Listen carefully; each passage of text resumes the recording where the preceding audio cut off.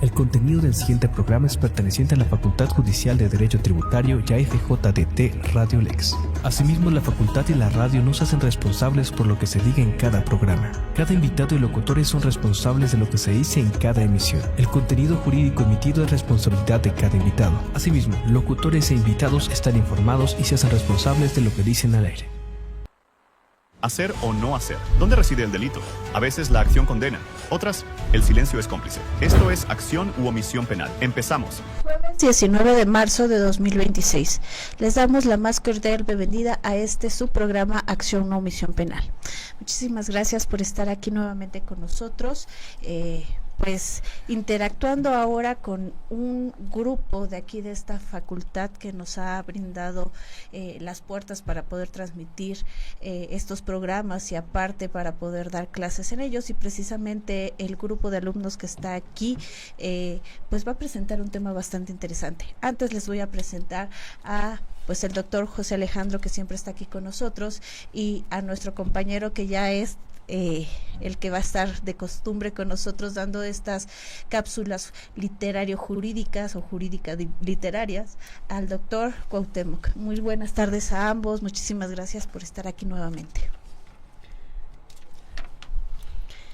Ok, entonces también vamos a presentar a los que son los invitados de esta tarde y que están también aquí con nosotros en cabina, al licenciado Fernando Vázquez Enciso y al licenciado Michel García Eriza. Muy buenas tardes, licenciados, muchísimas gracias por estar aquí con nosotros. Muy buenas tardes, maestra, gracias por la invitación. Muy bien, muchísimas gracias.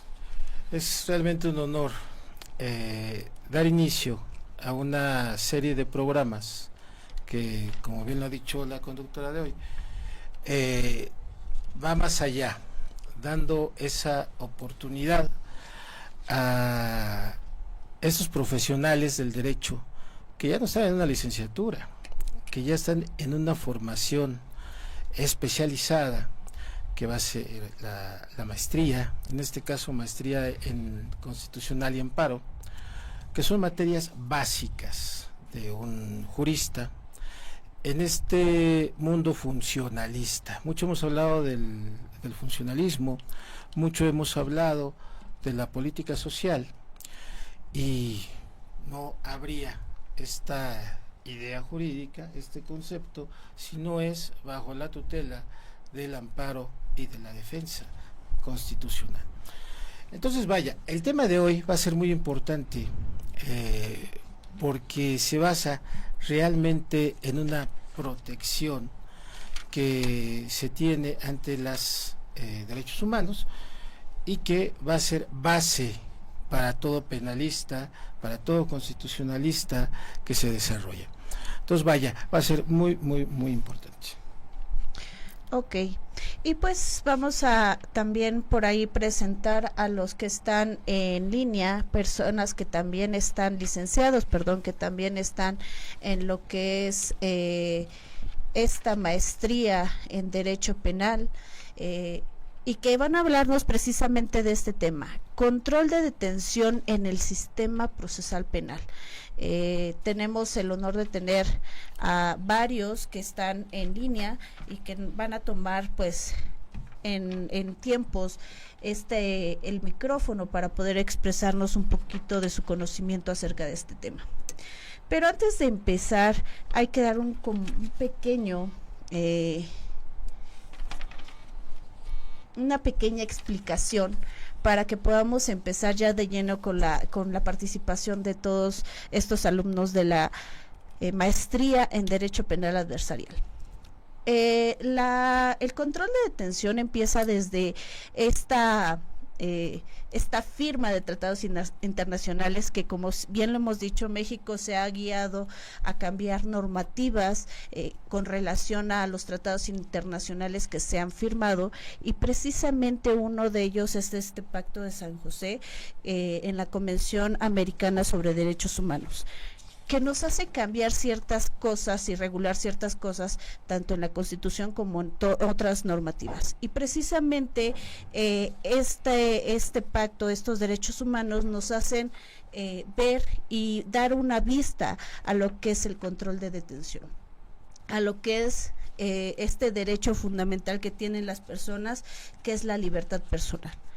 Y a empezar a tratarlo de una forma específica para que no haya una mala detención, para que existan procesos adecuados y para que no se violen estas garantías, estos derechos que todos tenemos. Claro, y sobre todo hablando de una cadena de custodia que actualmente es base en el procedimiento de orden penal, y que de ahí vamos a derivar varias situaciones. Pero para ir dándole preámbulo e inicio a este programa especial, pues bueno, iniciaremos con quién es el valiente que quiere iniciar. Adelante, Michel. Bueno, muchas gracias. Bueno, antes de tocar el control de detención que surgió a base de la reforma del 2008, quisiera referir, más bien comentar a grosso modo, cómo se analizaba esa legalidad en el sistema inquisitivo, pues las detenciones. Si bien se acuerdan, pues antes eran averiguaciones previas. ¿Qué pasaba cuando detenían a una persona? Al momento de detenerla, el policía ponía a disposición a la persona que realizaba el delito, y en ese momento que se ponía a disposición, el agente del Ministerio Público tenía 48 horas también, efectivamente, a efecto de verificar, pues ahora sí se hacía hacer ese análisis. Igual, ellos tenían la obligación de verificar una flagrancia. Entonces, en el momento que ponía a disposición, ellos verificaban flagrancia. Y esto se los digo porque tengo muchos conocidos que son agentes del Ministerio Público que decían que había una laguna, existía una laguna en esas épocas. ¿Por qué? Porque si ellos determinaban que no había flagrancia, en el momento antes de iniciar una averiguación previa, los agentes del Ministerio Público en ese momento les decía, sabes que esta es una negación de servicio, que fue bueno, eso es lo que me comentan varios compañeros de agentes de ministerios públicos míos, por lo cual lo que ellos refieren, que una vez que ellos decían efectivamente si hay flagrancia, se inicia la averiguación previa, y ellos hacían un acuerdo de retención. Dentro de este acuerdo de retención, igual ellos tenían que referir pues esa flagrancia y si se colmaban con todos los elementos del tipo penal, y ahora sí determinar la situación jurídica de la persona que fue detenida en ese momento. Pero lo que ellos refieren es que no existía esa figura que hoy en día existe, que es que ellos tenían que hacer un acuerdo para verificar la legalidad de la flagrancia, ¿no? El acuerdo de flagrancia. Entonces dicen que ese análisis que hoy se tiene que hacer por parte de esta autoridad del agente del Ministerio Público de analizar que efectivamente el agente del Ministerio Público al momento de detener a una persona cumplió, o más bien cubrió esos protocolos y cumplió con las normas adjetivas de la materia a efecto de respetar y velar los derechos de los ciudadanos en la forma en que ellos intervinieron para su detención, pues no existía antes. Entonces se viene ahora sí que la reforma del 2008, en el cual pues ya se empieza a ver estas figuras de la legalidad de que las autoridades dentro de una detención pues tienen que verificar esta situación, ¿no? Ahora, igual quería comentarles que dentro del Código Nacional de Procedimientos Penales prevé las formas en que las autoridades tienen que, pues ahora sí,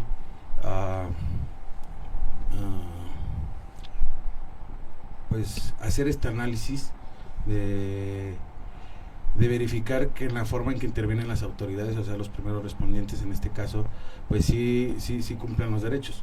Y uno de ellos está dentro del artículo 1 constitucional, párrafo 3, donde obliga a todas las autoridades dentro de sus competencias a respetar a respetar, a velar, garantizar y promover derechos humanos dentro de pues sus principios, ¿no? De universalidad, indivisibilidad, interdependencia y progresividad. Entonces, con esa obligación que tienen estas autoridades, una vez que ponen a disposición a una persona, cuando detienen a una persona en un supuesto de flagrancia, que creo que mi compañero en un momento les va a explicar cuáles son los tipos de flagrancia, pues ahora sí tiene la obligación el agente del Ministerio Público, dentro de esas 48 horas, que es su facultad, que le otorga el Estado, de poder pues verificar que efectivamente la autoridad que lo puso a disposición pues sí cumplió con el protocolo, ¿no? Que sí siguió esos lineamientos que marcan las leyes adjetivas a efecto de acreditar que entra dentro de unos supuestos de flagrancia. Que otra obligación del agente del Ministerio Público pues es el acuerdo de retención, y es hacerle de conocimiento a la persona detenida pues por qué se le detuvo, ¿no? Hacerle de conocimiento cuáles son esos hechos por los cuales se le va a tener que retener dentro de esas 48 horas, por lo cual el agente del Ministerio Público pues también tiene la obligación de realizar varios actos de investigación y determinar si antes de las 48 pues él puede decretar una libertad o efectivamente se cumple con todos los elementos para poder pues ahora sí remitirlo ante un juez de control. Y ahora bien, pues ya una vez que el agente del Ministerio Público haya determinado que efectivamente pues esta persona sí se presume que haya realizado el hecho, solicita pues ahora sí solicita audiencia ante el juez de control a efecto de formular imputación. Y ahí es donde entra viene la primera audiencia. Antes de celebrar una formulación de imputación, primero el juez tiene la obligación de verificar esa legalidad de la detención. Entonces, dentro de esa audiencia, ¿cuál es la obligación del juez? Pues primero ver si la autoridad, dentro del hecho fáctico que él narra, de cómo fue la forma en que él detuvo, o más bien cómo se hizo de conocimiento del hecho con apariencia de delito, y cómo fue la intervención del agente del Ministerio Público, en este caso el primer respondiente a efecto de detener a la persona, pues efectivamente no haya violado algún derecho humano. Una vez que él haya hecho ese análisis, igual también tiene que hacer otro análisis el agente del Ministerio Público. Tiene que verificar ese acuerdo de retención, es que no se haya sobrepasado sobre las 48 horas, y bueno, hay otros criterios que yo también he dicho en claro veces. Sobre todo aquí lo que podemos denotar sobre su argumentación pues es la entrada de los derechos humanos, ¿no? Sí. Que es lo que viene a dar un parteaguas y que bueno, vamos a ir comentando poco a poco. Vamos a dar el uso de la palabra a nuestro compañero en cabina, licenciado y Fernando. Posteriormente vamos a ir con los que están en línea. Adelante, Fernando. Sí, muchas gracias, doctor. Pues bien, un poco completando lo que nos mencionaba el licenciado Michel, pues sí, en efecto, existen dos tipos de flagrancia. El tipo de flagrancia es, pues, cuando hay tres tipos también de delitos, que son delitos inmediatos, continuados y permanentes. Nuestra Constitución nos marca en el artículo 16 el tipo de flagrancia que es instantánea y por caso urgente. Eso es algo muy importante dentro de ese tema de la detención, del control de la detención. Finalmente tenemos que abordar que, justo lo mencionaba usted hace un momento, los derechos humanos. Tenemos que entender que desde nuestro primer artículo constitucional, desde ahí nos está protegiendo nuestra ley suprema, que es la Constitución, ¿no? Sin embargo, en nuestro artículo 16 nos los menciona en el párrafo 5, cómo tiene que ser esa detención, ¿no? Entonces, es un tema muy importante que debemos de tener muy presente, que es un punto medular a esto que es el proceso, más bien a lo que nos va a conllevar el proceso penal más adelante. Entonces, el control de la detención es un punto medular muy importante para llevar a cabo un buen procedimiento, y que también las autoridades pues deben de velar ciertos derechos y principios que nos otorga la Constitución, como nuestro artículo 20, en el apartado B, nuestros principios que nos enumera nuestra Constitución, asimismo en nuestro Código Nacional de Procedimientos Penales, desde los primeros artículos, qué principios tenemos, qué principios nos manejan nuestras leyes: principio de presunción de inocencia, principio de privativa de la libertad, entre muchos, ¿no? Entonces, este tema que estamos abordando es muy importante, ya que de aquí va a ser un parteaguas a lo que va a ser el proceso penal acusatorio. Así es, excelente referencia al respecto. Pues es una de las situaciones que tenemos que tomar en cuenta en un primer plano. No vamos a tener un control de detención sin denunciante, por ejemplo. Es una de las cosas muy, muy importantes. ¿Cuántas ocasiones vamos al Ministerio Público y se tiene al sujeto con un morral lleno de carteras y celulares? Se tiene la acusación del elemento policíaco, pero no hay un denunciante y se tiene que ir. ¿Cuántas ocasiones se ha dicho en la sociedad que tenemos un sistema de justicia penal oral acusatorio que no es otra cosa más que una puerta giratoria? Y cuando hablamos de puerta giratoria, pues es que estamos precisamente acostumbrados todavía al viejo sistema, y cuando llega este sistema de justicia tenemos que tener los elementos suficientes, o por lo menos los datos de prueba más cercanos, para tener por cierta esta situación. Y cuando no se tiene, pues perdón, pero se tiene que soltar. Eso es algo de lo que tenemos que tener muy consciente en este actual sistema y entenderlo sobre todo, ¿no? Así es, y más porque se supone que estamos en un estado de derecho, y este estado de derecho está encargado precisamente de darnos esa protección constitucional, de otorgarnos todos esos derechos que están precisamente escritos en la Constitución política. ¿Para qué? Pues para precisamente llevar ese control judicial, ese debido control judicial que se debería de llevar, pero que ni las personas que están fuera del sistema, ni las personas que están dentro del sistema han sabido llevar correctamente. Así es, y realmente no es un problema, sino es una actitud que tenemos que afrontar con tecnicismo, y que, pues vaya, tenemos que dar pauta para adelante. Tenemos en línea a la licenciada Karen Castillo. ¿Me escucha, Karen Castillo? Buenas tardes, doctor. Sí, aquí estoy. No la escuchamos. ¿Por ahí nos escucha, licenciada? No, adelante. Karen Castillo. ¿Ya me escuchan? Ok. Bueno, espera que se reporte. Estaba Sí, está nada más que te van a subir. Me parece que ya, doctor. Ah, sí, ya le escuchamos un poquito más. Sí. ¿Me escucha? A ver, por favor, previo a su presentación, si fuera tan amable de argumentarnos. Ok, escuchando adicionalmente a lo comentado que están hablando los licenciados, es importante ir al origen o antecedente del control de la detención del sistema de justicia penal en México. Y en esto también en la protección de los derechos humanos frente a las detenciones arbitrarias que hubieron en su momento. Esto fue durante mucho tiempo y fue en el sistema penal mexicano, que era inquisitivo, y predominaba la escritura sobre la oralidad. También teníamos que el Ministerio Público tenía amplias facultades y las detenciones se realizaban sin un control judicial. Posterior a esto, pues esto hacía que las detenciones fueran arbitrarias. Y en esto existían pues las violaciones a los derechos humanos, privando de la libertad a las personas y sin hacer un debido proceso. En esto no había un control formal inmediato por parte de un juez sobre la legalidad de la detención. Entonces México comenzó a adoptar estándares internacionales.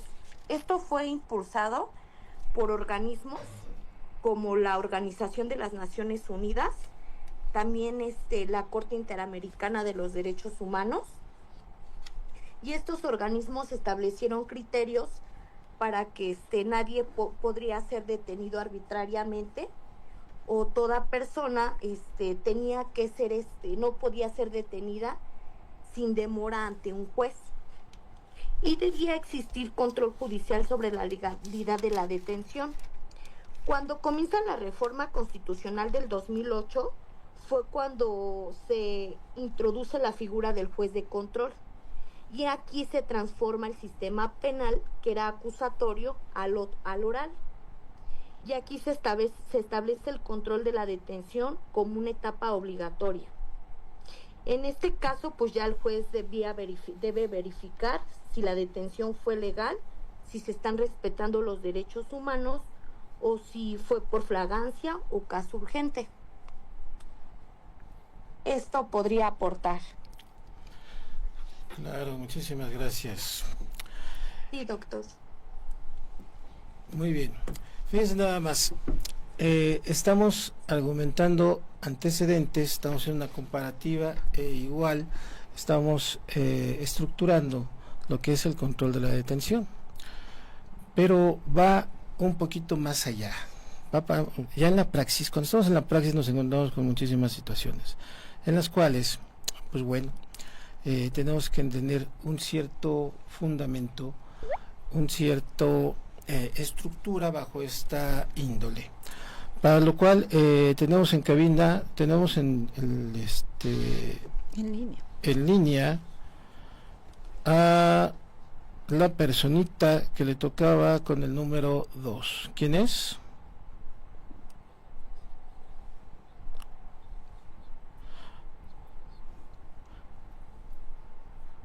Ok, muy bien. A ver, para que nos vayamos estructurando un poquito. En el salón de clases nos numeramos y hablamos sobre antecedentes, ya hablamos sobre antecedentes. Ahora vamos sobre fundamento legal. Adelante.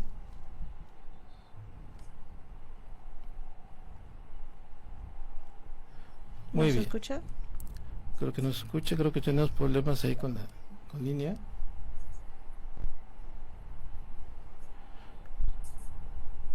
Maestro, ¿puedo intervenir? Por Claro, favor. adelante.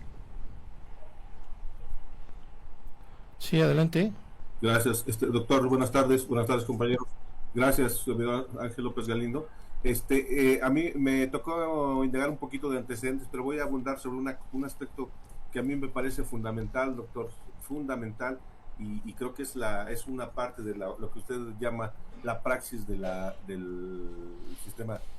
sistema inquisitorio y el sistema adversarial, y que es la inmediatez. Prácticamente los que ya tenemos unos cuantos años y que llegamos a participar en audiencias en el sistema anterior, el sistema inquisitorio, nos recordamos que no había inmediatez. ¿Por qué? Porque el juez no conocía prácticamente al detenido, no tenía ese contacto, ese conocimiento directo, en razón a que quien hacía el auto de que ratificaba la detención generalmente eran los secretarios. El juez nada más avalaba prácticamente con su firma ese acuerdo de erradicación, pero no había esa oportunidad de debatir, no había esa etapa de debate, no había la oportunidad de contravenir, y eso es una aportación por demás inmejorable. Yo dentro de las investigaciones que me tocó se me hizo muy importante ese elemento, porque como decía mi compañera Karen, efectivamente no existía el juez de control. ¿Y qué hace el juez de control? Viene a hacer como una especie de filtro, de sedazo, viene a limpiar o eliminar lo que no es necesario, vaya la palabra. Entonces, considero que es uno de los elementos de mayor aporte y de beneficio, porque no solo es un aporte, es un beneficio para no vulnerar derechos fundamentales de los detenidos en este caso, y verificar que la detención esté debidamente ceñida a los parámetros legales. Y sí, efectivamente, como dice, voy a parafrasear un poquito acá también, es cierto, o sea, México notó ese rezago que venía padeciendo, y fue una invitación del sistema chileno, del sistema español y del sistema colombiano. Fueron lo que motivó la reforma del 2008. Y esa es mi aportación, doctor. Claro que sí, muchas gracias. Ángel Galindo, ¿verdad? López Galindo, ¿verdad? Soy López Galindo, pues, doctor. Ok, López Galindo. Muy bien.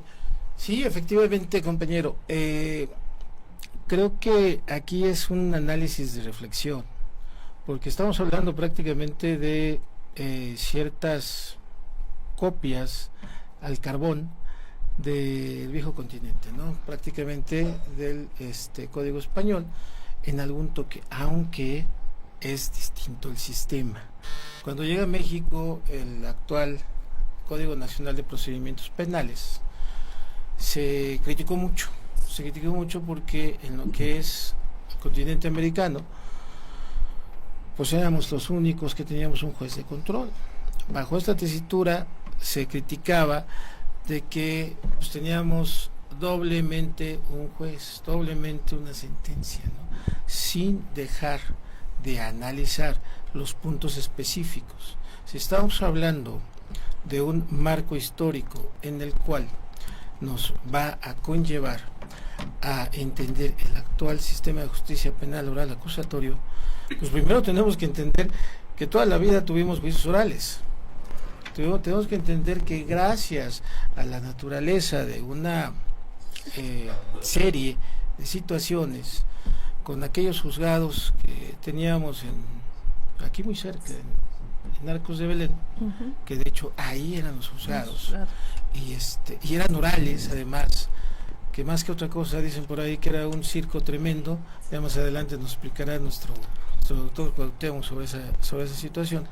Pues tenemos que, pues bueno, o sea, aquellos que llegamos a ver aquellas películas de Cantinflas, de Pedro Infante, en las cuales veíamos los juzgados que eran bajo esa tesitura, así eran hasta cierto año.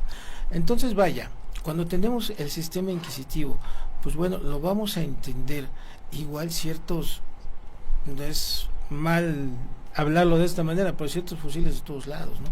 Del código chileno, del código argentino sobre todo, pero vaya, esto lo tenemos que entender, que más que historia, que más que un marco jurídico, que más que otras situaciones, vamos a tener la entrada en vigor de los derechos humanos. No fue ninguna otra situación ni algún presidente por ahí que se le ocurrió decir, no. Son en un marco de derechos humanos en los cuales México fue parte. ¿Cuántos? Todos. ¿Cuántos? Hasta el año pasado llevamos 150 y tantos tratados internacionales refiriéndonos a los derechos humanos y que México siempre firmó. No quiero pensar que nunca se analizaron, porque si se analizaron, pues hay muchas cuestiones que ahora los estamos enfrentando y que tendríamos que enfrentar de una manera muy analítica. Es que precisamente pareciera que no se analizaron y que, como dice bien usted, en la actualidad estamos trayendo como todo ese rezago, y estamos tratando de cubrir todas esas lagunas y todo eso que no se analizó paso a paso y con el correr del tiempo, ¿no? De la entrada en vigor. Y a mí, algo que acaba de comentar el licenciado se me fue su nombre, Fernando, es precisamente que este nuevo derecho penal permite al abogado ya no ser un abogado de cajón, sino ser un poquito más técnico, ser un abogado que ya no está nada más esperando sentencias, sino ya también ser un abogado aportativo, un abogado que va y busca, que va y saca el asunto de diferente manera, ¿no? Un actual derecho penal moderno, técnico y científico. Ya el abogado ya no se puede quedar en la butaca, en el escritorio, esperando que en qué la ría del Ministerio Público. Se tiene que salir a la calle, tiene que buscar pruebas, tiene que rehacer su misma teoría del caso. Así es. Y todos los personajes tienen esa obligación de participar y de aportar en este actual sistema penal oral acusatorio. ¿Sale?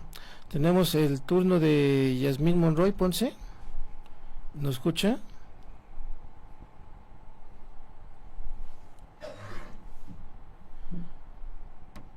Creo que no nos escucha. No nos escucha, tenemos problemas con líneas. Buenas tardes, doctor. No sé si me alcanzan a escuchar un Sí, poquito. perfectamente, adelante. Ok. Bueno, creo yo que es importante para alguna de las personas que nos escuchan definir un poquito más lo que es a lo mejor la detención.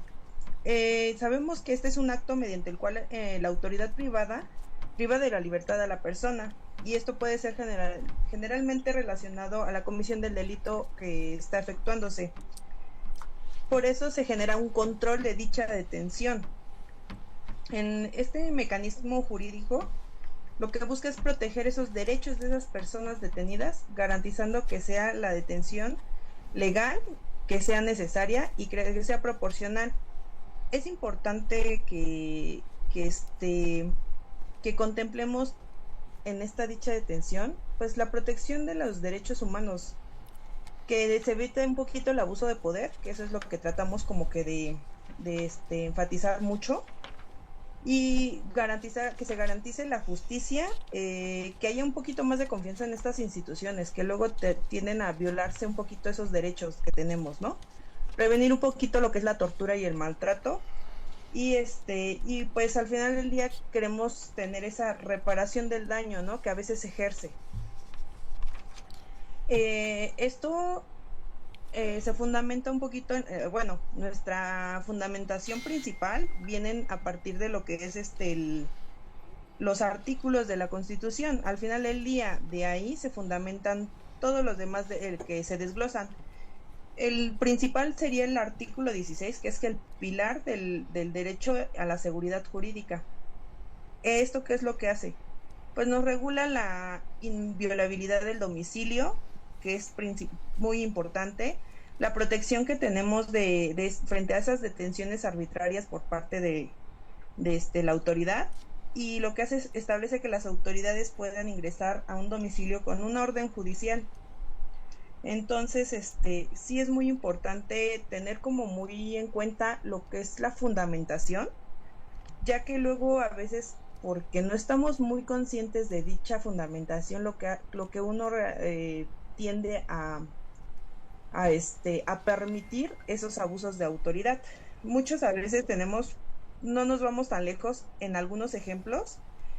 Por ejemplo, llega la policía, te toca la puerta, según porque va a haber una revisión rutinaria, y entonces, ¿qué es lo que hace uno? A lo mejor, como desconoce estos artículos que nos pueden ayudar, pues uno a lo mejor los deja ingresar. ¿Y qué es lo que está haciendo?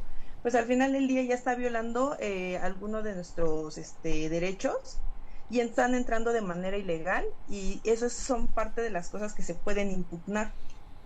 Entonces, al final del día, los artículos derivados de nuestra ley suprema se complementan con el Código Nacional de Procedimientos Penales, en el cual lo que va a hacer es regular ese proceso para garantizar dichos derechos que están mencionados en la Constitución.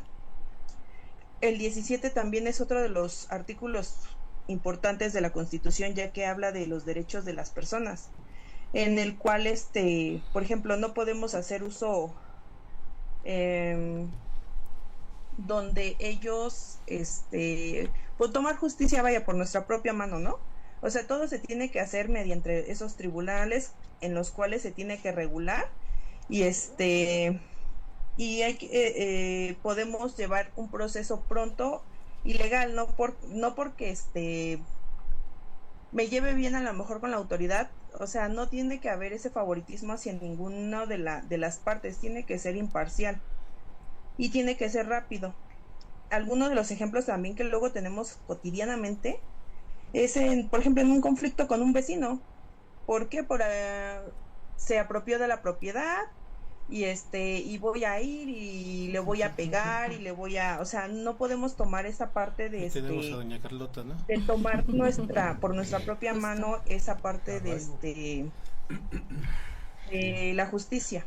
O también otra de las cosas que se ve cotidianamente con el policía, cuando te pone a disposición, tienen que ser O sea, si te están deteniendo, esa detención tiene que ser pronta y llevarte inmediatamente ante la autoridad competente. No te pueden ir a pasear media hora o a veces el abuso también hasta el golpearte.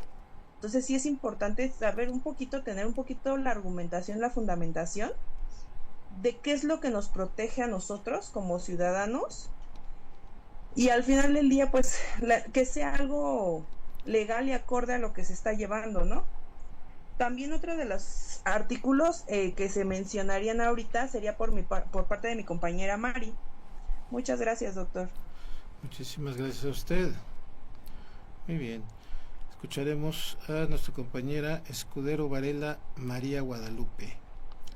Adelante, licenciada. Sí, buenas tardes, gracias, doctor. Bueno, pues dándole seguimiento a la licenciada Yasmín, debemos también de saber qué es el control de la detención, ¿no? Que es un mecanismo jurídico que busca la protección de derechos de las personas detenidas, que garantiza que la detención sea legal, necesaria y proporcional. La importancia y los objetivos se van de la mano, pues porque se protege los derechos humanos, se evita los abusos de poder, garantiza la justicia, que se verifica que la detención sea justa a la ley, que fortalezca la confianza de las instituciones para evitar detenciones arbitrarias o ilegales, que se prevenga la tortura y el maltrato, y también garantizar la reparación del daño.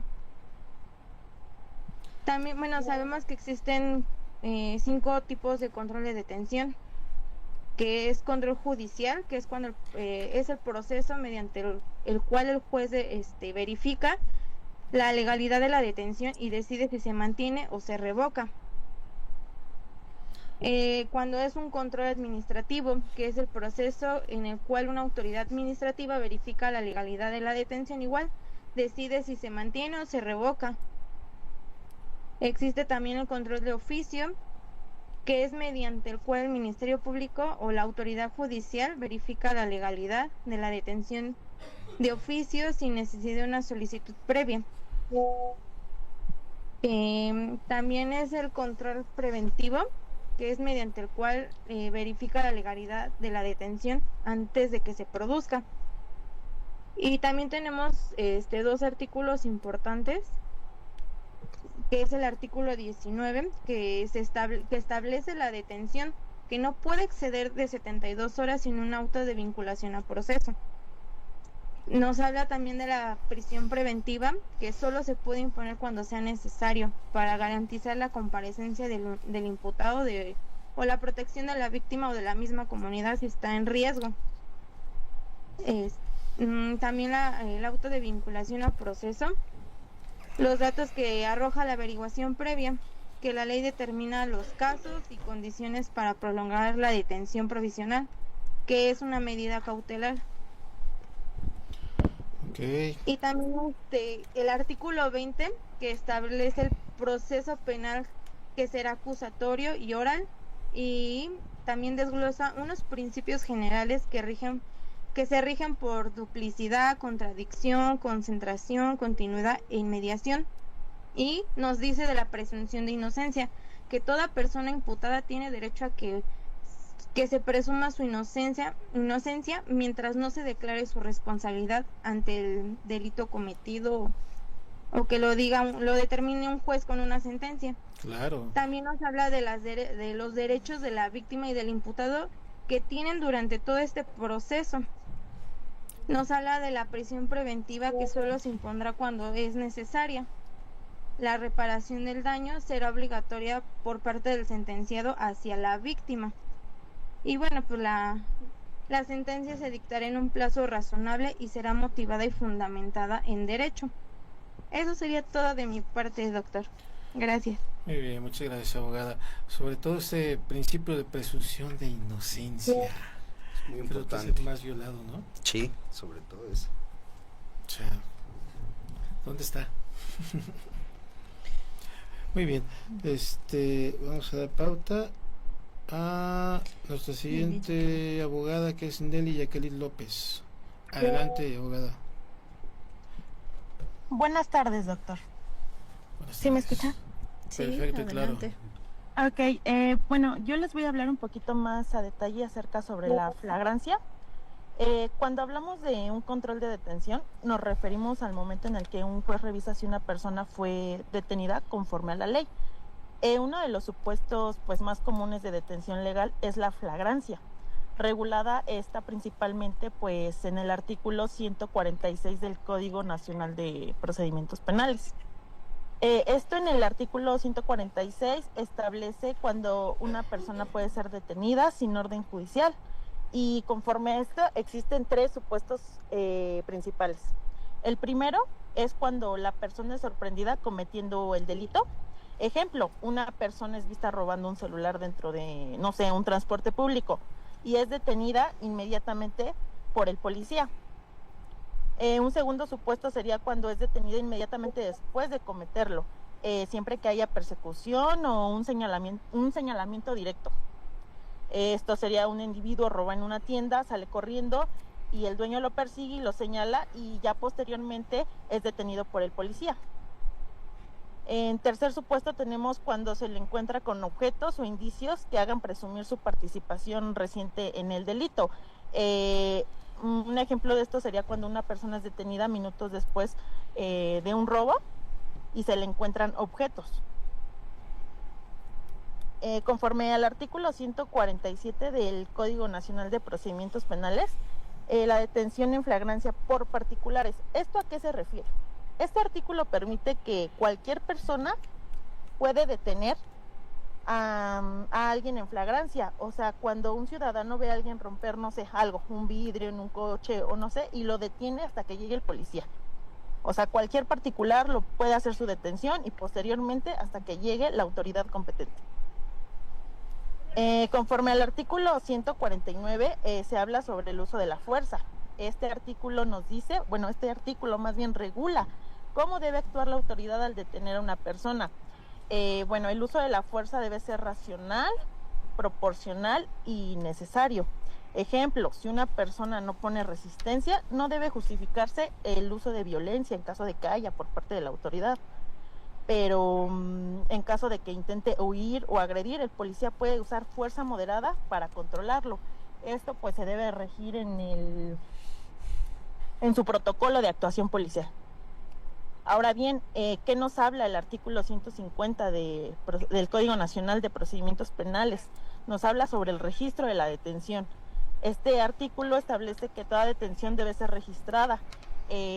Registrada me refiero que debe de incluir la hora, el lugar, el motivo y la autoridad que realizó dicha detención. Ejemplo, si un policía detiene a alguien, debe reportarlo inmediatamente en el sistema correspondiente. Este es conocido como el RND, que es el Registro Nacional de Detenciones. Ajá, sí. Registro Nacional de Detenciones, justo. Esto llevando de la mano también el artículo 268 del Código Nacional de Procedimientos Penales, la inspección de personas. La inspección de personas regula que consiste en una revisión corporal realizada por la autoridad competente cuando hay flagrancia o indicios de que la persona oculta objetos relacionados con un delito. Esta inspección debe hacerse respetando la dignidad humana sobre todo y solo en la medida necesaria. Además es relevante en el control de detención porque el juez verificará que se haya realizado de manera legal. Y bueno, como conclusión, en conjunto estos artículos regulan todo el proceso de la flagrancia. Bueno, como les comenté anteriormente, el artículo 146 define cuando existe flagrancia. Posteriormente, el 147 nos permite la intervención de particulares. El 149 limita el uso de la fuerza por parte de la autoridad, como se los expliqué anteriormente. El 150 exige el registro de detención. Y el 268 la inspección de personas. Todo esto pues es revisado por un juez en la audiencia de control de detención, quien verificará la legalidad del proceso y que a continuación mi compañera pues Aide lo explicará más a detalle. Es todo de mi parte. Muy bien, muchísimas gracias. Precisamente ahorita que estaba platicando de los tipos de flagrancia. Me llamó mucho la atención este último que mencionó sobre en donde se puede detener cuando hay suposición o indicios de que alguien cometió un delito. Pero en este tipo de flagrancia se debe de tener mucho cuidado porque precisamente la Corte Interamericana de Derechos Humanos tiene sentencias emitidas en contra de estados que precisamente detuvieron a personas en este supuesto y pues estaban violando completamente lo que es la presunción de inocencia. Y yo creo que diario, ¿no? Los retenes de las carreteras, por ejemplo. A ver, por favor, abra su cajuela de su camioneta negra oscura, porque pues va escuchando música de banda y hay sospechosismo, ¿no? Exacto. Bueno, ¿qué es lo que pasa? El ejemplo de siempre de la escuela, ¿no? ¿Qué pasa si me encuentran portafolios llenos de dinero en esa camioneta negra oscura? ¿Son indicios? ¿Son indicios de que estoy lavando dinero? ¿De que es dinero mal habido? Ilícito. Sí, porque me la acaba de regalar mi abuelita. Fue la herencia. Fue mi herencia que me dio mi abuelita. Pues regaló su colchón, pero nada más que me dio mucha pena sacar el colchón de mi abuelita. Es que es precisamente este tipo de flagrancia se tiene que tomar con mucho cuidado y también se debe de analizar para aquellos que están siendo defensores, analizar desde una perspectiva muy razonable y muy lógica para que se pueda detectar adecuadamente, y los que están haciéndola se tiene que hacer de la manera adecuada para que precisamente no se dicte una ilegalidad en ese tipo de detenciones, ¿no? Claro, ese cuidado, ya lo analizaremos un poquito más adelante. Vamos a dar el uso de la voz a la compañera Aide Pérez Amudio. Hola, ¿qué tal? Muy buenas tardes a todos. ¿Me escuchan? Sí. Adelante.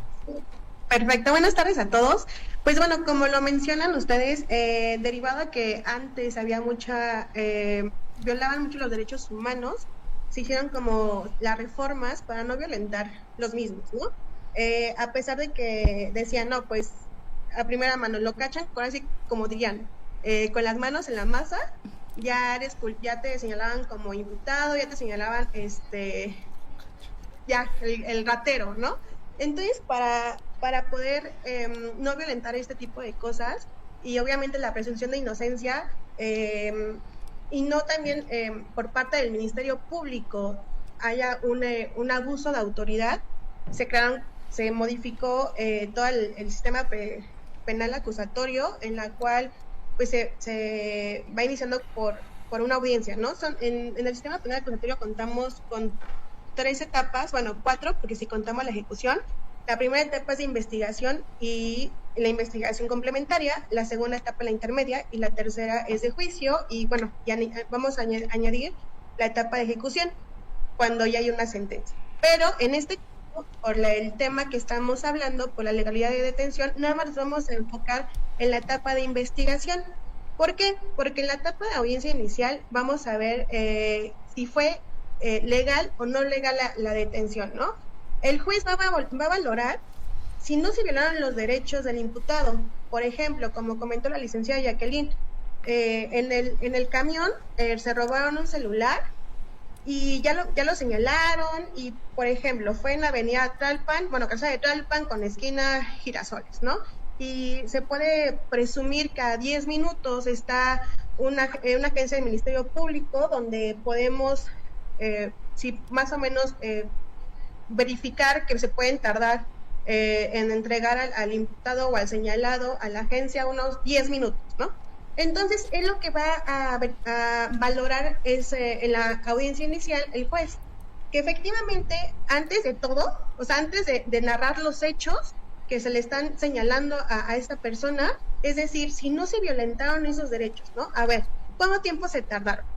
Bueno, se tardaron 40 minutos. Oye, pero pues ahí es donde entra el defensor, ¿no? Porque, a ver, es ilógico que tardes 40 minutos cuando la verdad la distancia eran 2 cuadras, ¿no?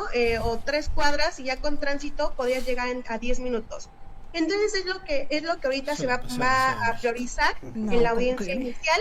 Estamos, está fundamentado en el artículo 307 del Código Nacional de Procedimientos Penales, es lo que se va a mencionar en esta audiencia. Posteriormente, una vez que ya, también es muy importante que le lean los derechos. Si bien es cierto, cuando te detienen, el deber del primer correspondiente también es leerle todos los derechos a la persona señalada, ¿no? Entonces, ¿qué va a pasar? La apertura de la audiencia, verificar la asistencia de las partes, por ejemplo, que se encuentre el defensor, y en caso de que el imputado no tenga un defensor, obviamente le va a preguntar al juez, oye, ¿tienes algún defensor? Que diga, no, sí, si lo contrató de forma privada o el Estado, o ya sea que le asignen uno de oficio, ¿no? La designación de la defensa, la información informe los derechos del detenido. ¿Qué le van a informar? Si sabe el por qué lo detuvieron, la lectura de los derechos, que tiene derecho a una asistencia legal, comunicación externa, o sea, por ejemplo, la típica llamada, ¿no? De que, oye, tengo que hablar a mi mamá, a mi papá, para que sepa que estoy aquí en el Ministerio Público, ¿no? Entonces, sí es importante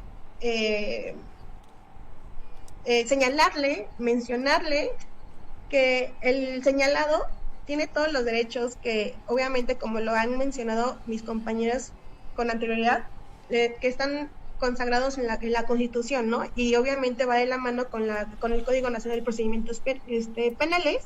Y en el artículo 308, de hecho, que tiene como subtítulo, título, el control de legalidad de la detención, en la cual nos va a mencionar lo siguiente: que el juez o la jueza de control preguntará a la persona detenida si cuenta con el defensor, como les había comentado, que tiene derecho a tener el defensor, a señalarle las razones por qué se justifica la detención. Y una vez que ya haya pasado esta situación de que el juez le haya dicho sus derechos, o que la defensa propia también obviamente te lo dice, vamos a entrar como a la vinculación a proceso. Una disculpa, una vez que se le haya informado de los derechos, el control de la detención. ¿Qué va a pasar aquí? El Ministerio Público va a solicitar que se decrete de legal la detención, ¿no? De acuerdo a todos los hechos de cómo lo detuvieron, y está fundamentado, como les decía, en el artículo 16, el artículo 146 del Código Nacional de Procedimientos Penales, y obviamente la defensa va a imponer, ¿no? Va a decir, no fue legal por esta argumentación, porque pues es mentira que tenía que el imputado, el señalado, podía llegar en 40 minutos cuando realmente eran 10 minutos, ¿no? Entonces aquí es el trabajo de la defensa, donde decir, no, desmentir o aclarar la situación que argumentó el Ministerio Público. Entonces, sí es importante esta parte. Entonces, ¿de la defensa o del fiscal, no, compañera? Exacto. O del asesor jurídico. Sí. Digo, porque estamos en la Ciudad de México, hacemos 2 horas en cruzar 2 cuadras, ¿no? Sí, pero se hace como una valoración, ¿no? De cuánto se tardan. Y digo, insisto, si la fiscalía está a 2 cuadras donde fue detenida la persona, pues es ilógico estar a 40 minutos, ¿no? De poder llevar. Y la localidad, sobre todo, porque no necesariamente es el Ministerio Público. ¿Cuántos asuntos nos encontramos en que se lo llevan a las oficinas de la Policía Estatal, ¿no? O al cívico? Sí. Así es. Y de hecho, el primer respondiente dentro deesta control de la detención es el policía primero en llegar. El primero en llegar. Sí, hablábamos del delito continuado hace rato, ¿no? A lo mejor incluso nuestra Constitución nos los marca, que puede ser una persona particular quien puede detener a esa persona. No, contrario a eso, el policía tiene que llegar a hacer su investigación de acuerdo lo que su informe, su IPH, pero tenemos que entender que son 2 figuras diferentes, el IPH y el control de la detención. Claro. El control de la detención es obligatorio y no se modifica durante los informes que se van llevando a cabo. El IPH todavía puede tener alteraciones, que algunas características que tiene el Registro Nacional de Detenciones es obligatorio incorporar de inmediato la información y irla actualizando. ¿Qué pasa con los ejemplos que nos mencionaban nuestros compañeros en línea? Muchas de las veces el policía detiene. Desde ese momento tiene que dar informes sobre la persona que está siendo detenida y retenida en ese momento, porque también es una parte muy importante que la está reteniendo. Le tiene que leer sus derechos, son otras de las características. ¿Y qué debe de venir en su informe? Hora, lugar y modo. Otra práctica que llegan a tener estos oficiales, que cuando van al traslado al Ministerio Público, muchas de las veces van llenando apenas su informe de actualización, y eso no debe de suceder, es mala práctica para ellos. Porque lo hacen a efecto de, bueno, lo que iba a comentar, ¿no? Las malas prácticas del derecho. ¿Por qué hacen eso? Porque cuando inició el sistema, bueno, yo que inicié junto casi con el sistema, pues antes sí había muchas equivocaciones. En el informe policial homologado referían un hecho fáctico muy diferente a la entrevista ante la gente del Ministerio Público, y ahí es donde nosotros como defensores pues sí lográbamos a veces las no legales detenciones, cuando decíamos, señoría, no, claro. Aquí refiere otras calles, otros horarios, y en la entrevista refiere esto, y se lograba. Hoy en día yo creo que cada vez van perfeccionando las autoridades estas malas prácticas. ¿Y qué hacen? Están haciendo la entrevista, y junto con la entrevista están haciendo su informe para que concuerde el informe con la entrevista. O eso no pasa. Me ha tocado ver unas donde es copy paste, o sea, ya esa computadora adentro del informe policial. No es cierto. La de las copias de la esquina no hace informes policiales. No, y también tenemos que entender que con base a eso las autoridades pueden tener responsabilidad administrativa, claro, y responsabilidad penal. Muchas de las veces los defensores no llevamos a cabo ese proceso. Lo que sí iba a comentar, compañero, es: antes los jueces consideraban a veces al defensor, hoy en día ya protegen las autoridades. A mí me ha tocado, me tocó en un asunto donde el informe policial homologado era copia paste de otra carpeta pasada. Sí, claro. Yo le comenté esa situación al juez. Se llama ingeniería procesal. Justifica las malas actuaciones de la gente del Ministerio Público. Yo le dije, no puede ser posible que venga que haya detenido a mi representado, que lo traiga a estadio procesal en calidad de detenido con una carpeta mal integrada. ¿Cuál es la obligación del Ministerio Público? Integrar otra vez esa nueva carpeta y volver, ahora sí que juez de control. Exactamente. Juez de control. O sea, si pasa todas esas situaciones, juez de control. Claro. Es rompimiento de cadena de custodia, y con eso nos podemos llevar a nuestro chamaco, que es lo peor de las cosas, ¿no? Control convencional, control. Perfecto, muy bien. Vamos a pasar a la cápsula de nuestro compañero Cuauhtémoc, que parece que también tiene algo que argumentar. Muchísimas gracias, abogada Aide Pérez Zamudio. Adelante. Lo importante es nunca preguntarse el porqué de las cosas. Albert Einstein. Las raíces del conocimiento y de la sabiduría son amargos. Sin embargo, sus frutos son dulcísimos. Ricardo Flores Magón. Hola, maestra Saavedra. Hola, doctor Andrade, compañeros. Qué gusto conocerlos. Me da mucho gusto que empezó a tomar ya calor esta charla entre maestras y maestros. Y no les digo caballeros, porque está mal empleado el término, ya no usamos caballos, eso es de la época medieval.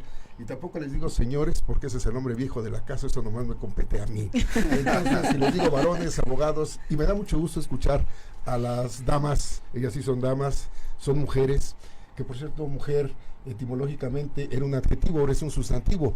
Mujer significa blando, suave al tacto, si es que te gustan las mujeres, ¿no? Pero era antes un adjetivo, era suave, mulieribus, mulier.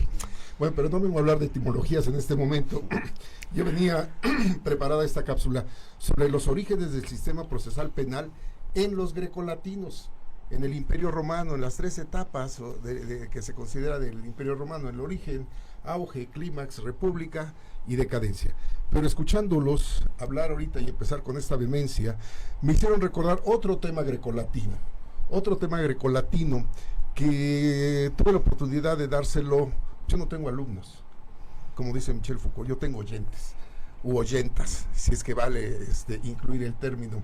Y entonces, trabajando con agentes del Ministerio Público de la Federación, o agentas, con policías del Fuero Común y el Fuero Federal, con peritos y peritas, yo sí pongo el adjetivo, federales y del Fuero Común, hay un tema grecolatino que me interesa mucho, y que aunque yo venía preparado para platicarles sobre el sistema procesal penal, cómo era en la antigua Roma, en el Imperio, qué se castigaba, qué no se castigaba, por qué se castigaba, explicaba cómo había diferencia entre los humilioribus, los pobres, sí, y los honorabilis, que eran los ricos, las clases altas. Quiero hablar entonces ahorita, en este caso, ahorita que estoy entre maestros y maestras del derecho, voy a tocar un tema grecolatino que me parece sumamente importante.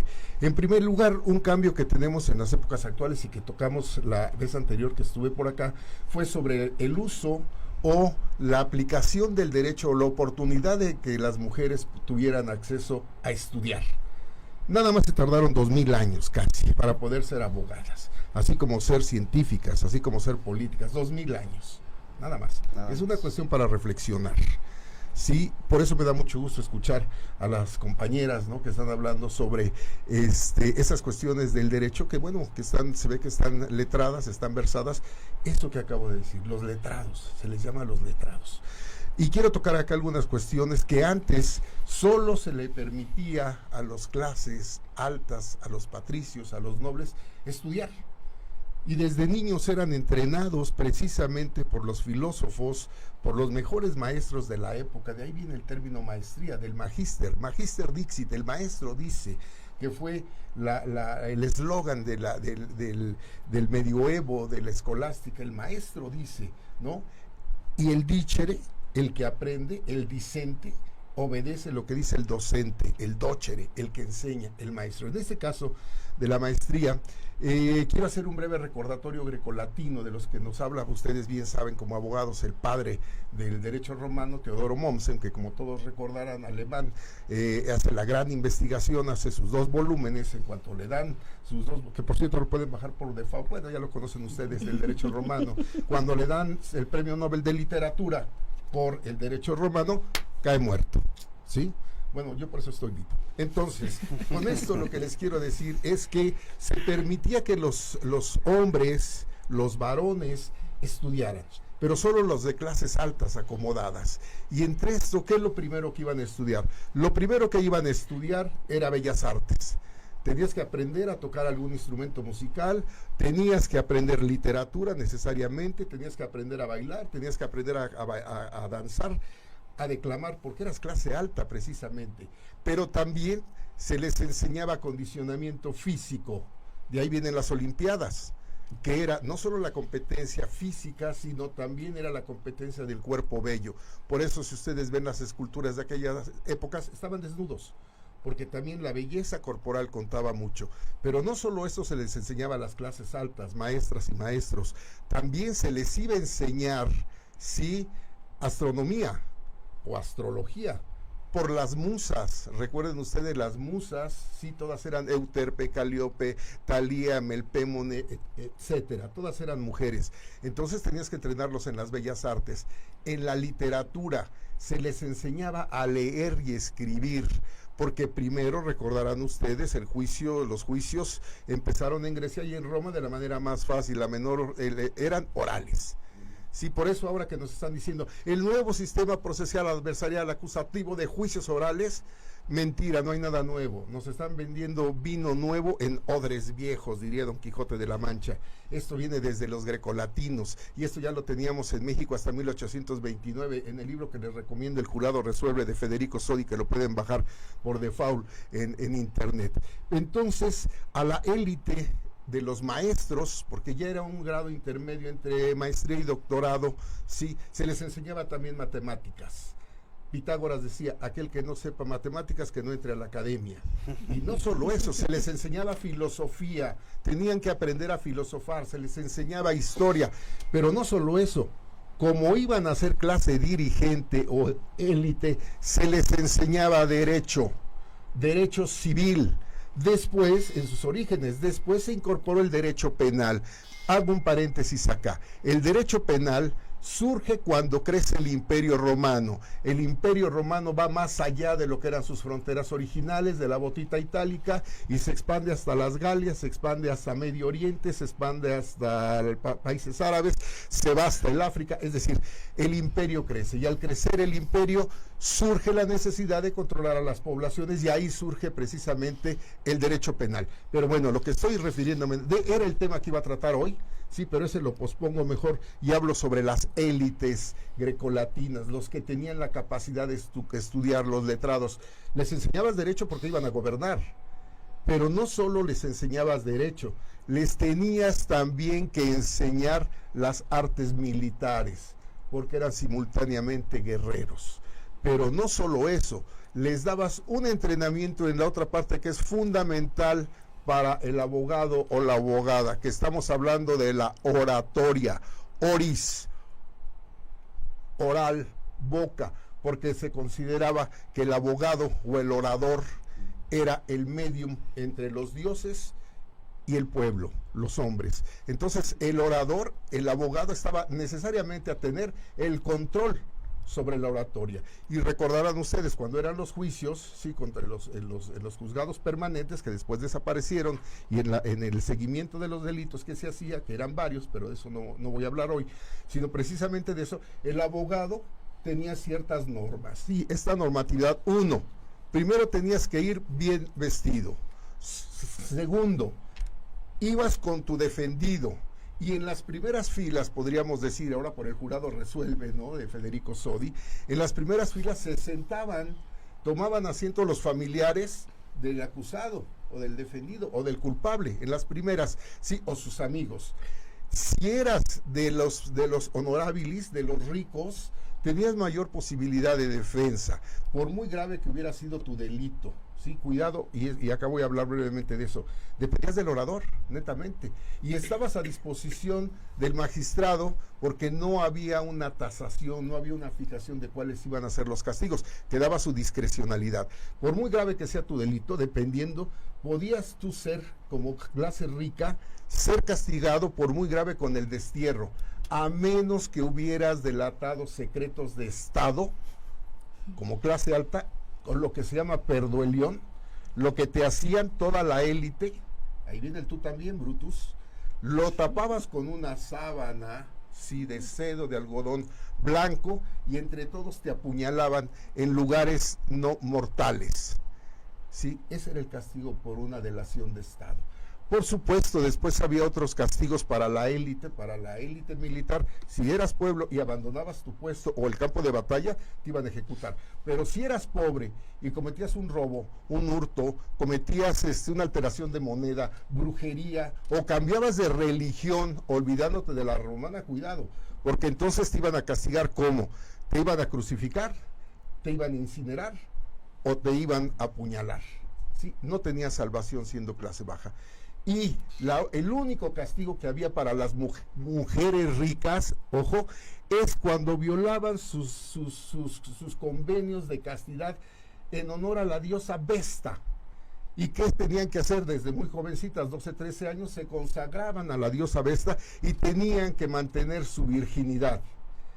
Cuidado, y si una de estas chicas ricas rompía su castidad, y se le notaba que había hecho el amor a los 9 meses, porque eso sí era castigado, y corría so pena de ser ejecutada. Y entonces ahí entraban otro tipo de abogados. Entonces, haciendo una síntesis, ahorita cuando estudiamos la maestría, los doctorados, estamos como una élite, donde estudias filosofía, estudias matemáticas, estudias derecho, estudias oratoria, estudias literatura, estudias bellas artes, porque requerías tener esa sensibilidad, y además deportes, y ahí vienen las olimpiadas. Entonces todo esto me hicieron reflexionar con estos comentarios ahorita que se está poniendo muy interesante la charla entre las maestras y los maestros. Y por último les podría decir una frase de un filósofo. Con esto concluyo y dejo para la siguiente ocasión el inicio del sistema procesal penal desde los grecolatinos. Decía un filósofo: donde hay educación no hay clases socioeconómicas. Entonces la educación es lo que nos iguala. Felicidades, maestras y maestros. Muchísimas gracias. Sí, muy bien. Siempre muy objetivo y nos deja algo, ¿no? Sí. El estudiar la maestría siempre es algo particular. El estudiar una especialidad también. Así es. Máximo, pues bueno, ya el doctorado ya es otra situación, pero que muy bien nos explica. Adelante.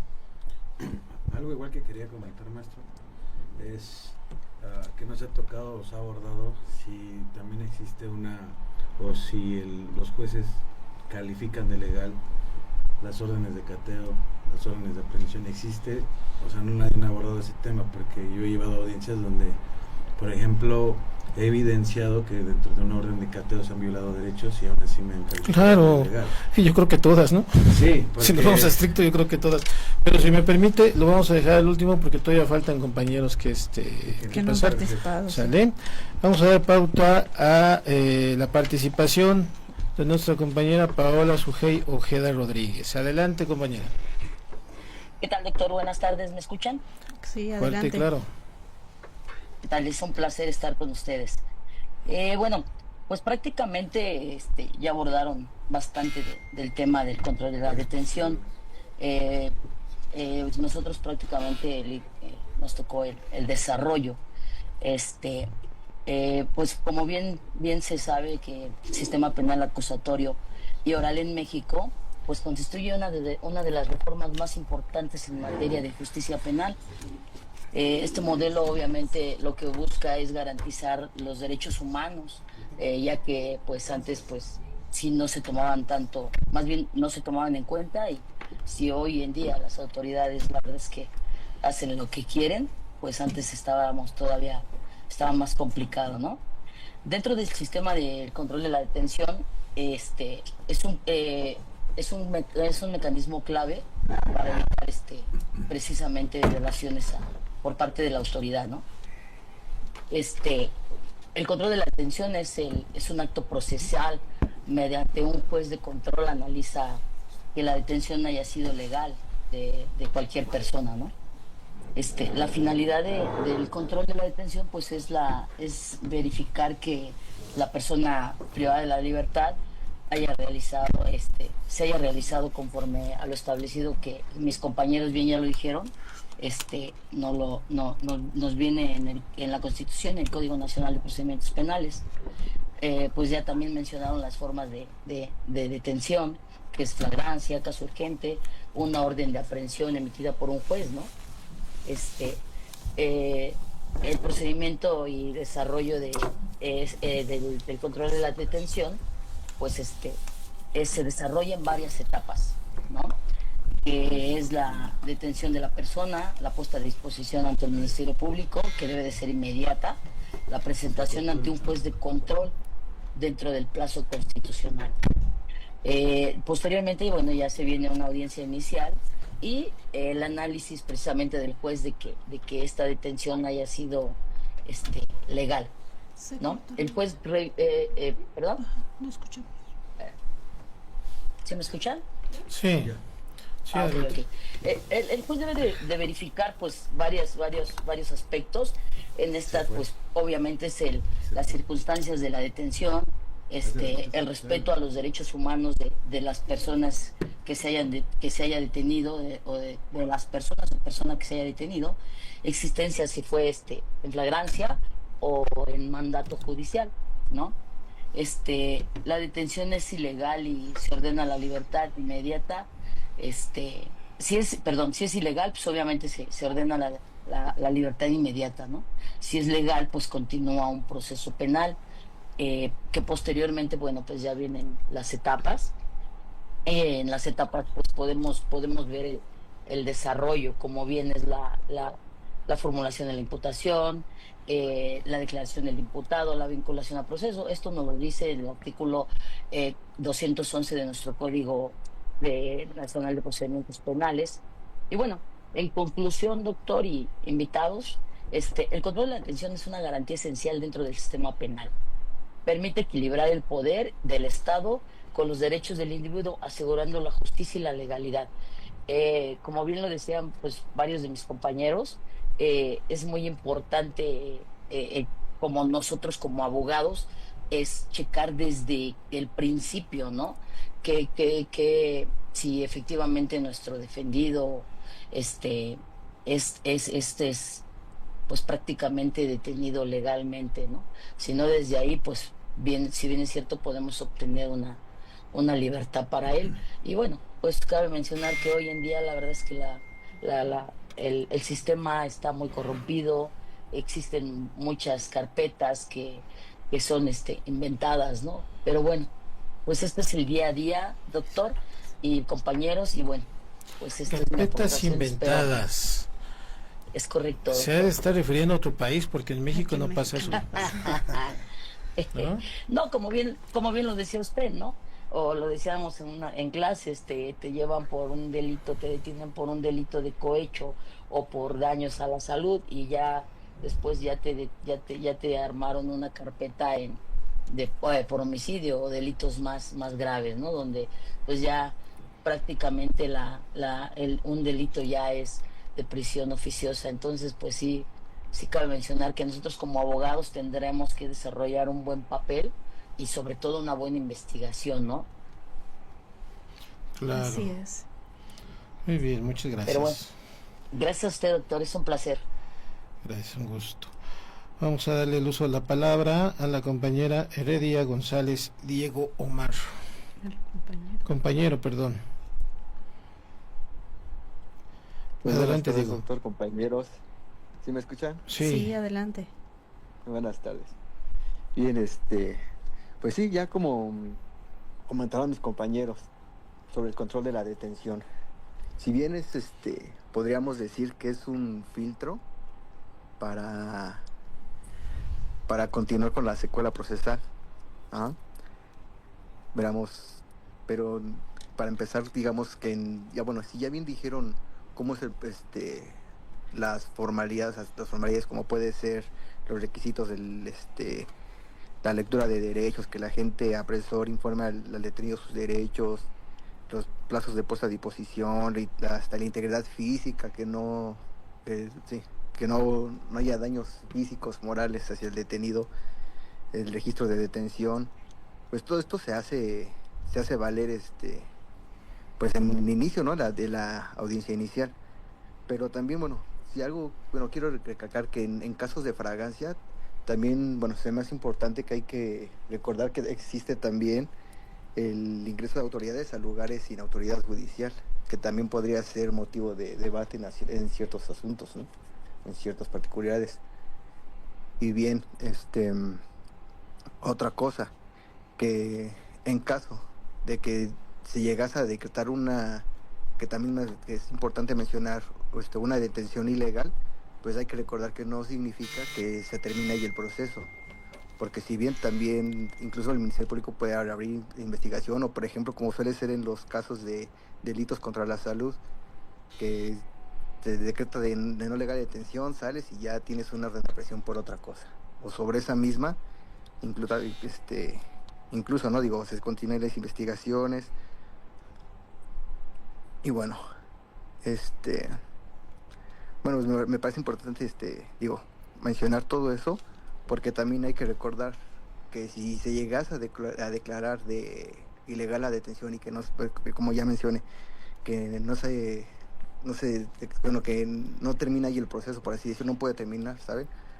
O sea, porque hay que recordar que si bien ahí está lo de la anulación de las pruebas, de que si fueron obtenidas en este caso, la ilegalidad, que si hubo algo que atentara contra derechos humanos, pues simplemente se aplicaría la anulación de las pruebas, donde estaría la famosísima teoría del fruto envenenado. Y pues sí sería como que algo para entrar en debate, a mi punto de vista. No sé ustedes qué opinen de ello. Claro que sí, compañero. Sí, claro. Para eso es precisamente tener mucha atención en el control de detención, ¿sí? ¿Cuántas detenciones conocen ustedes que no hayan existido los famosos candados? Todas. Sí. Los candados desde hace muchos años está considerado como instrumento de tortura. Claro. ¿Quién hace algo al respecto? Hace muchos años, desde la entrada en vigor y antes en el Estado de México, del Código Nacional de Procedimientos Penales, todo instrumento que se utilice para una detención necesita una licencia colectiva. Así es. Las camionetas son particulares, ¿eh? Sí. Los códigos están prohibidos. Sí. Y se siguen dando. No, y justo esto que también usted comentaba, doctor, ¿cuántos retenes ilegales no hay día con día? justo el día antier, me parece, iba pasando aquí a la altura del estadio GNP y adelantito sobre el circuito interior estaba un retén de la Secretaría de Seguridad de Protección Ciudadana parando a cuanto carro, ¿no? Entonces, como ya lo hemos mencionado y lo han mencionado nuestros compañeros aquí en línea, pues bueno, finalmente tenemos nuestros artículos que nos protegen ante esas de la policía, claro, ¿no? Finalmente, bien nos lo estipula nuestra Constitución en nuestro artículo 16, que nadie puede ser molestado en sus papeles, personas o posesiones, lo cual esos retenes considero que son ilegales. ¿Qué pasa en esos retenes cuando sí hay una detención por parte de algún particular que a lo mejor tiene indicios de haber cometido un delito? Claro. Delito de sospechosismo, ¿no? Pareciera. Vamos a culminar con nuestro compañero Brandon Daniel Yonke González y yo creo que tiene 20 minutos para hablar lo que su derecho convenga. Adelante, compañero. ¿Qué tal, profesor? Buenas tardes, ¿me escuchan? Sí, claro, sí. Adelante. ¿Qué tal? Buenas tardes. Yo creo que ya como lo han desarrollado todos mis compañeros ahora en esta exposición, creo que hay que tomar muy en cuenta que dentro de la detención a mí lo más importante es dentro de las 48 horas, ¿no? Cuando nuestro representado está en la agencia del Ministerio Público. Y esto porque esto se va a definir ya para cuando estemos en audiencia, su libertad, si es que se califica de legal la detención, la retención también tendríamos que ver en ese supuesto, ¿no? ¿Por qué establezco esto? Porque creo que cuando somos penalistas y tenemos un representado en la agencia del Ministerio Público, lo tenemos que llevar a cabo muchos actos de investigación, checar dónde fue la detención, hablar con nuestro representado en galeras, pasar a visitarlo, preguntarle dónde fue su detención, checar si hay cámaras del C2, C4, C5 en este caso, para verificar si lo que dicen los policías responsables fue como lo están narrando, ¿no? Porque recordemos que ellos son los primeros responsables en detener a una persona, ¿no? Yo creo que para mí, en este caso es muy importante hacer muchos actos de investigación en estas 48 horas. Porque, primer momento, verificar hablar primero con nuestro representado, como ya lo mencioné, decirle dónde lo detuvieron, todo este sistema, ¿no?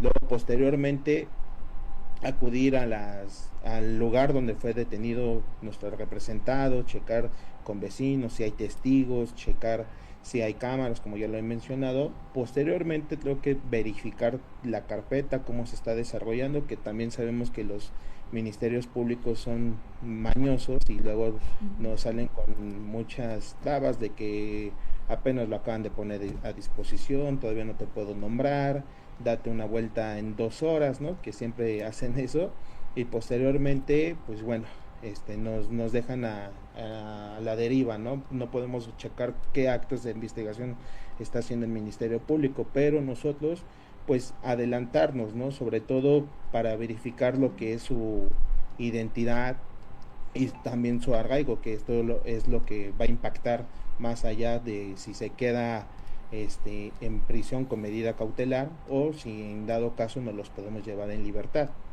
En este supuesto, pues a mí una de las cosas que me gusta hacer mucho es acercarme con los policías de investigación, porque ellos son los que van a verificar el modus vivendi, ¿no? En dónde vive, cuál es pues sí, con cuántas personas vive y todo esto relacionado, y pues aportarle datos de investigación y aportarle datos para que él se vaya a establecer a su vivienda y todo esté correctamente verificado, ¿no? Porque recordemos que también los policías de investigación sacan obviamente todas las imágenes de Google Maps y las pegan y dicen, no, ¿sabes qué? Pues no no hay ninguna persona, toqué como 5 veces la puerta, no me respondieron, entonces no puedo verificar que esta persona esté viviendo en este domicilio, ¿no? Posteriormente, sí, aportar datos de prueba al agente del Ministerio Público cuando ya nos estemos nombrando, y esto, pues lo que me gusta es primero verificar que sea esta persona, su identidad, ¿cómo lo vamos a verificar? Pues si tenemos su acta de nacimiento, su CUR, alguna identificación con foto que podamos verificar que sea él, su arraigo domiciliario como laboral también, dar la aportación de datos de prueba, y bueno, si lo consideramos que a veces no es bueno considerar que declare, pues reserva su derecho, ¿no? Porque también es un punto donde hay veces que están mal asesorados y dicen, no, ¿sabes qué? Pues tú dile la verdad, ¿no? Como es, pero pues a veces eso es lo que pues hace que se queden en prisión, ¿no? Y posteriormente, ya en la audiencia inicial, pues verificar si todos los actos de investigación que también nosotros solicitamos llegaron para pues igual llevar una buena defensa. Claro, muy bien. Muy bien, muchas gracias.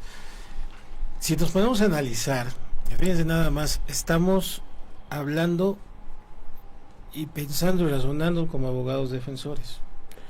Pero el control de detención viene fiscal, ¿no?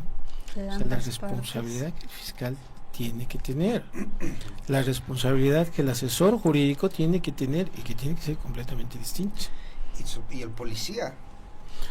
Claro, pero como primer respondiente tiene la obligación de retener muchísimas situaciones, ¿no? Yo creo que el control de detención lo tenemos que tener muy ético, sobre todo, muy ético, porque en la praxis nos encontramos abogados, jóvenes de mediana edad, viejos y de todo, de los cuales ya le están sacando el recurso al cliente cuando saben perfectamente que el delito no es grave y que va a salir en el término de las 72 horas. ¿Por qué? ¿Nos habrá Pues pasado porque eso? no es prisión. A cada rato, y los abogados están muy acostumbrados, sobre todo los que están afuera de la agencia del Ministerio Público. Sí, claro. Sí.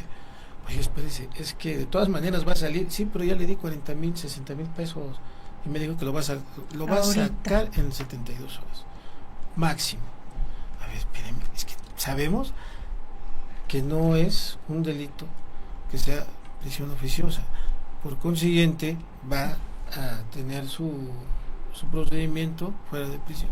Así es. Pero maestro, bueno, independientemente de eso, apenas yo he tenido audiencias en el norte, en el cual delitos que no ameritan prisión oficiosa y puedes solicitar a alguna otra medida cautelar.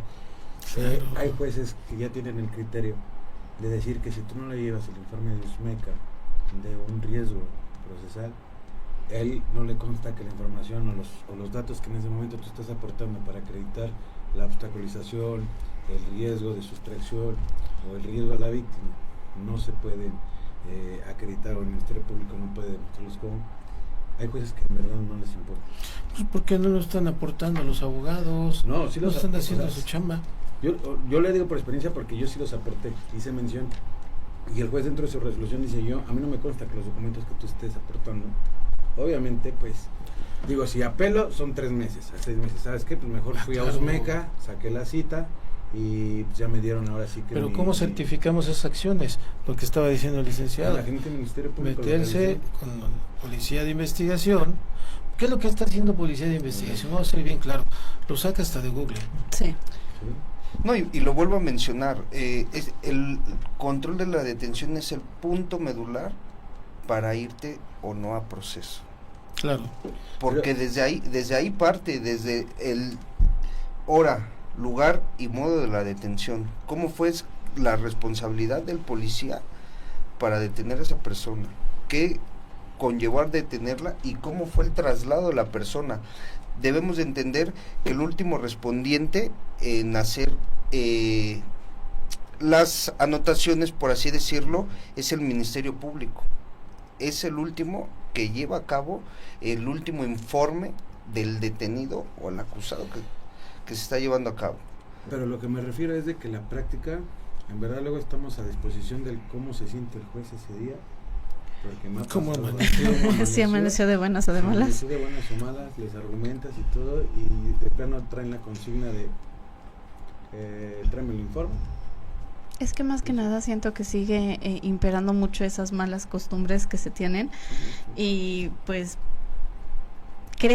considero que no van a desaparecer muy pronto, pero también considero que a base de trabajo de nosotros como abogados, llevando las cosas de una manera adecuada, podemos poner ese granito de arena que quizás en un futuro puedan hacer que este sistema trabaje de la manera que de verdad debe de estar trabajando, ¿no? Claro, pues recordemos el asunto de cierta personita importante, Rosendo Rodríguez, que sus abogados de primera calidad se les olvidó levantar la mano, ¿no?, a las medidas cautelares, y se quedó presa durante muchos años. Conocida política. Así es. Alguien por ahí, no queremos decir Pero nombres. Esa es la chamba del abogado. O sea, a ver, te vas a acercar con la policía de investigación, a ver, te voy a acompañar, va a hacer esto, va a hacer el otro. Me voy a acercar hasta con Chonita de los tamales para ver qué es lo que pasó. Los que se saben toda la historia, si es chisme o no, por eso es chisme organizado, es la familia. Así es. A ver, ¿cómo te la saben? ¿Cómo te la contaron? ¿Quién te lo dijo? Pum, pum, toda esa información, obviamente por medio del Ministerio Público, pero es nuestra obligación hacerla técnicamente, pues, para que sea considerada por el juez de control. Un juez de control que se niegue a hacer las diligencias, bueno, pues entonces que nos va a amparar bajo ese aspecto. Es muy importante tener en cuenta las facultades anticipadas, sobre todo en esta etapa del juez de control, porque puede supervisar al Ministerio Público. No, y hace rato un punto importante que tocaba el licenciado Michel sobre las órdenes de cateo. Muchas de las veces las órdenes de cateo solamente viene estipulado qué es lo que va a verificar. O sea, muchas de las veces se llevan detenidos y en tu orden de cateo nada más decía, vengo a revisar el inmueble, y hasta ahí, o sea, el derecho más violado en la orden de cateo es que tiene que ser de manera pacífica, se le tiene que tocar, tocan en el inmueble, se constituyen en el inmueble, deben de tocar, debe de salir la persona sale el ciudadano y se le tiene que informar que se va a realizar un cateo, que tiene el derecho de elegir a los testigos. Yo lo que he visto en la práctica, porque he logrado en la audiencia las no legales detenciones, o sea, tirar una orden de aprehensión, porque he acreditado que los oficiales no llegaron a tocar. En videos se percibió que si me equivoqué, los policías se constituyen en el inmueble, y al momento de que ellos se constituyen sacan una barreta y rompen la puerta y se introducen sin haber tocado previamente la puerta y darle ese derecho que tienen todos los ciudadanos a poder elegir a dos personas. Entonces yo con ese argumento sí he tirado en mi defensa. Adelante. Sí, efectivamente. Entonces es muy importante que tanto los abogados como asesor jurídico como defensor tengan bien presentes estas figuras, sobre todo pues en nuestro tema que nos está abordando el día de hoy, que es la detención, control de la detención. O sea, es muy importante tener esas características básicas para ver si la detención de tu representado fue legal o ilegal. Porque, como usted lo mencionaba, doctor, lo que tiene que hacer el defensor en este caso, pues es llevar a cabo su chamba en el aspecto de que debe de hacer un mapeo de las circunstancias de cómo se llevó a cabo esa detención. Entonces, pues es muy importante tener bien nuestros fundamentos, nuestros principios que nos rigen en nuestra Constitución. Ya los mencioné anteriormente, nos los rige dentro de nuestro artículo 20 constitucional sobre el principio de legalidad, principio de contradicción y entre otros. Entonces es muy importante porque también tenemos que recordar que ningún acusado debe de estar bajo el principio de presunción de inocencia. Pues desde ahí estamos mal, ¿no? Así es. Y hablando del cateo, pues el cateo, ¿qué es? Un permiso para violar derechos humanos. Va a empezar a platicar. Muy bien. Pero bueno, vamos a quisiéramos seguir. Los voy a cortar porque ya nos quedan bien poquito tiempo. Los voy a cortar. quisiéramos seguir. La verdad es que este tema está bastante interesante. Tenemos personas que la verdad conocen mucho del tema, que están muy interesados en él y que nos están aportando gran conocimiento con relación a ello, ¿no?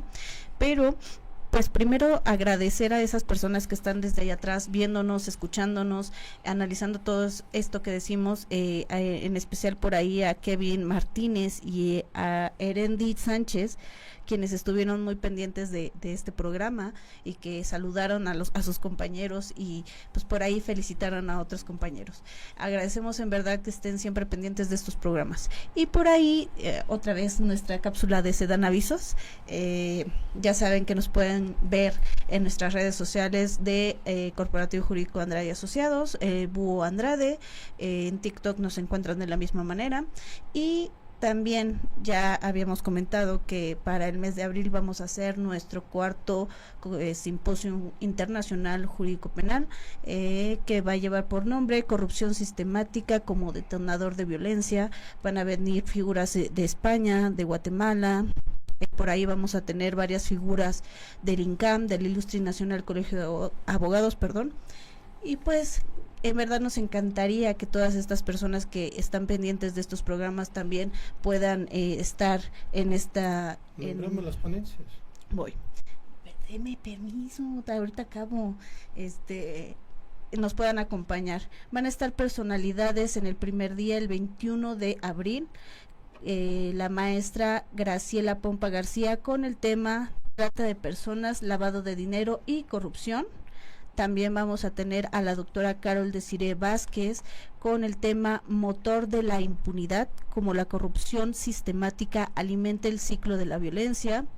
Por ahí vamos a tener a la maestra María de los Ángeles Satrústegui Mundet con el tema violencias invisibles en la sociedad y administración a nivel global.